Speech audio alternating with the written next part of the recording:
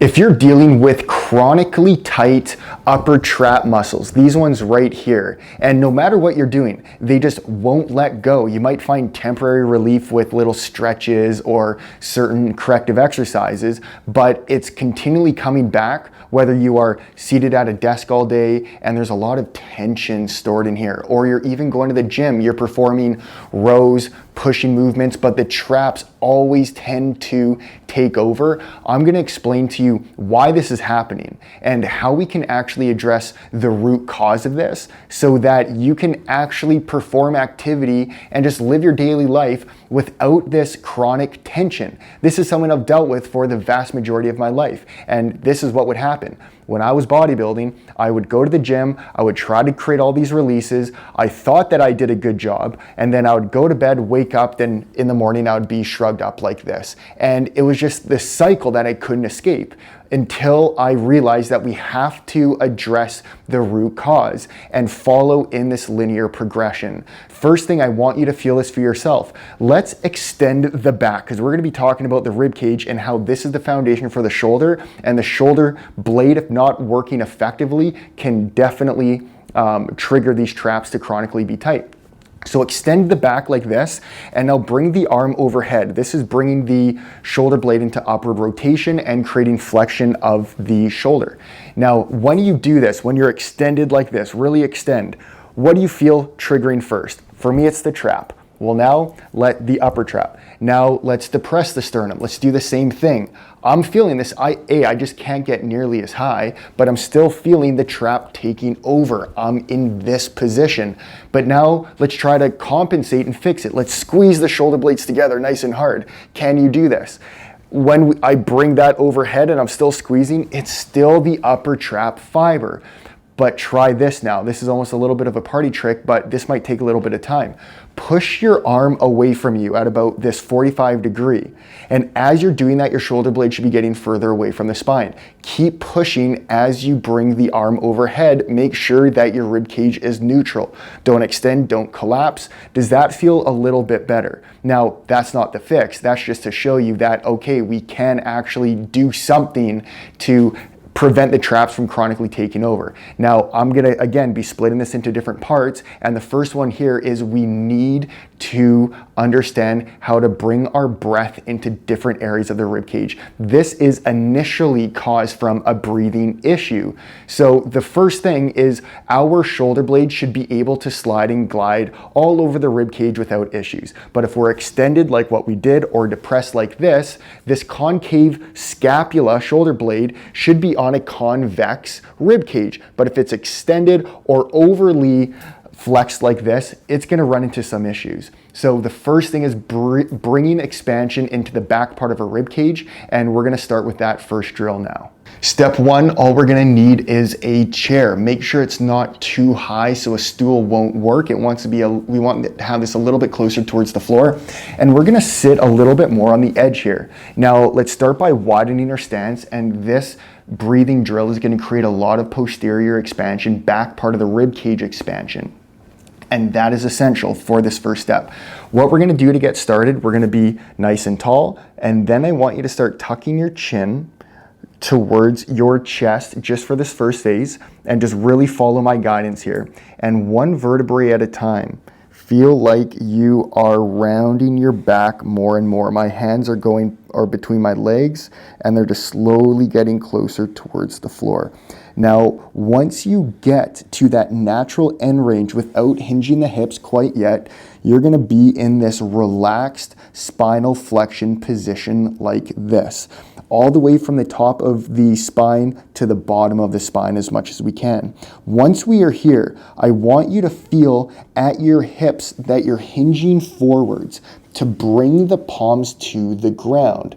And you're gonna feel that with your hands, we want to push into the floor like this, and this is going to create shoulder blade protraction, which is bringing the shoulder blades further away from the spine. That is so important to open up space in the back part of the rib cage.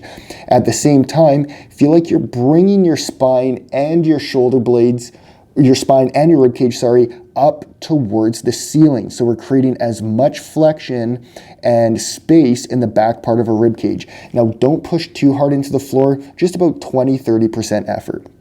Now from here, let's not tuck the chin. Let's just gaze naturally at the floor. I'm just looking right in front of my palms here.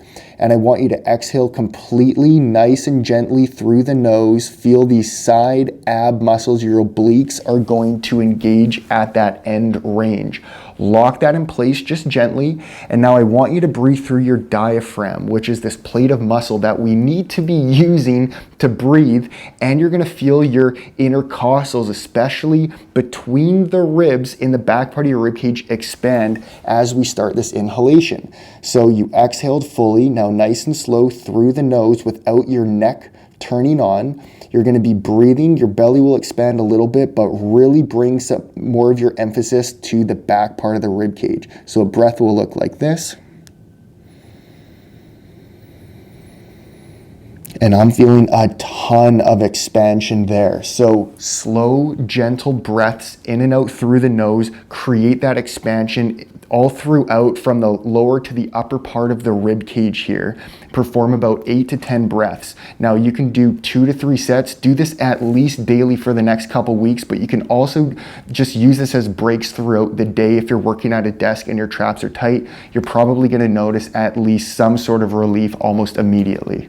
Next, we're going to focus on more of the front part of the rib cage, and we're going to focus on decompressing this connective tissue, this fascia that winds us forwards like this on the sternum. And all you're going to need is a rolled up towel or a block from Block Therapy. So we're going to position this right like this between the pecs. So to get into this, and I'm going to show you how to bias expansion with your breath into this area as well. So nice and slow, we're gonna just lay flat like this and have the towel directly on that sternum bone. This is way more effective with a block, but you're still gonna get a gist of what we're trying to do here. Bring your elbows out to the side like this and your palms flat on the floor without losing those contact points. Now I want you to exhale completely so that you're feeling those side abs again. Those oblique muscles are starting to contract at the very end range of the exhalation, and lock that in place. Now, once we're here, we're just going to gently push into the floor to create a little bit of extension here. And I want you to, you're going to start feeling a little bit of pressure building up in the sternum, and that's totally fine and normal. We need to spend 3 to 5 minutes here to help to effectively release these adhesions, which are lack of connection and is dehydration in the fascia yanking and pulling us forwards. We need to spend 3 to 5 minutes here while following a controlled breath. So we're going to be decompressing this area while also bringing some breath and awareness into the space. So nice and slow through your nose as you inhale.